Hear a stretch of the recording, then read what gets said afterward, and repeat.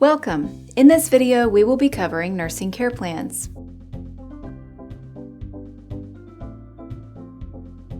A nursing care plan is developed to guide nursing care for individual patients and communities.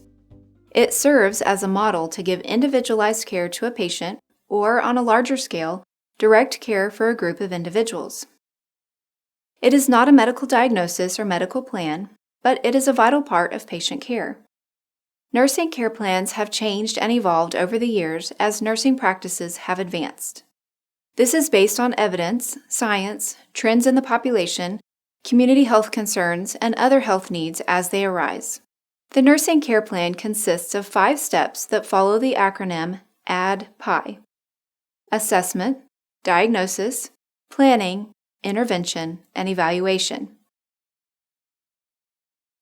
The first and most important part of a nursing care plan is the assessment. When a patient or population interfaces with healthcare, or when a healthcare professional sees a need, the first step is to gather data. Let's start with the patient report, which is the subjective data. This is what the patient reports to the nurse as the problem. The patient also gives the nurse their past medical history, and a variety of questions can be asked at this time as to the status of their current state of health. Next, the nurse verifies the patient report by collecting objective data, the measurable data of the physical assessment, such as vital signs, height, and weight. The physical assessment of a patient to develop a plan of care utilizes the tools of inspection, percussion, palpation, auscultation, and performance of minor testing to gather data about the patient to form a nursing diagnosis. Inspection simply means to look at the patient. Look at their posture, skin, signs of distress, lumps, bumps, bruises, deformities, and make a note of anything you find. Always compare one side of the body to another and inquire if this is the patient's baseline. Often, the subjective questions a patient is asked about their health history can be gathered while their physical assessment is performed. Percussion is a technique where you use your hands to elicit certain types of sounds by tapping on your fingers as they are placed on various parts of the patient's body.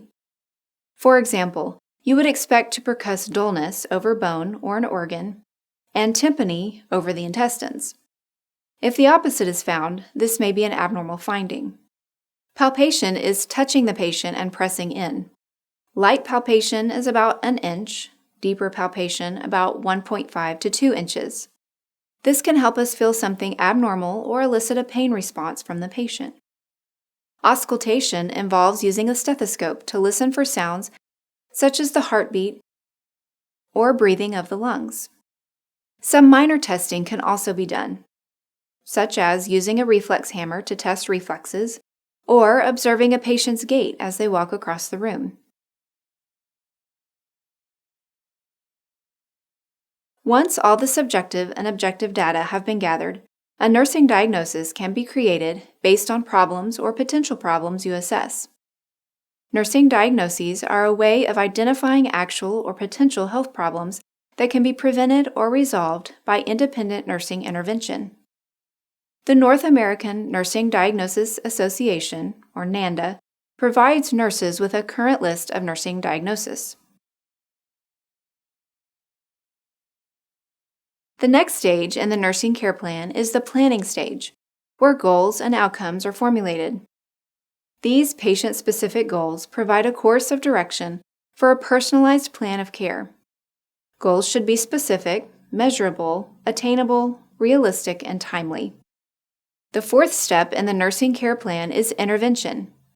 Intervention involves actually doing the care the patient requires, such as administering medication or turning the patient in bed. Rationales for these interventions are included to show that the intervention is evidence-based.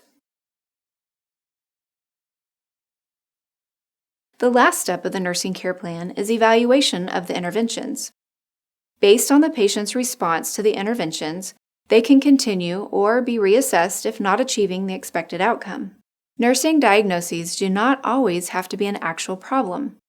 They can also be a potential problem, or a lack of knowledge regarding health, or something the patient may be at risk for, such as in prolonged bed rest, which may cause them to be at risk for skin breakdown. Currently, in addition to using the standard linear way to document a nursing care plan, we have seen the development of nursing care planning through concept mapping, which is just another way to look at the assessment, plan interventions, and evaluation through a map of sorts versus the standard linear way of writing them. Thanks for watching and happy studying!